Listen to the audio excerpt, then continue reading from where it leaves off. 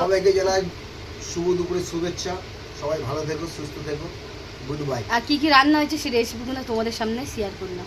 তো চলো, ভিডিওটা যদি ভালো লেগে থাকে অবশ্যই একটা লাইক কমেন্ট শেয়ার করো। আর কী কী দুপুরে রান্না করেছি সেইগুলো দেখতে থাকো। Good afternoon. তো চলো, আজকেরও কী কী রেসিপি নিয়ে চলে এসেছি তোমাদের সঙ্গে। চলো, এখানে আছে গরম গরম ভাত, আর এদিকে আছে ওল চিংড়ি দেখতেই পাচ্ছ, আর সাথে এখানে মাছ ভাজা, চিংড়ি মাছ ভাজা, ডিম সিদ্ধ আছে। আর এখানে আছে এখানে আছে এটা ওই নোনা মাছটা, কি নামটা আমি জানি না, যাই হোক। তো এখানে পেঁয়াজ কালি দিয়ে, আলু দিয়ে, টমেটো দিয়ে এই মাছের ঝাল।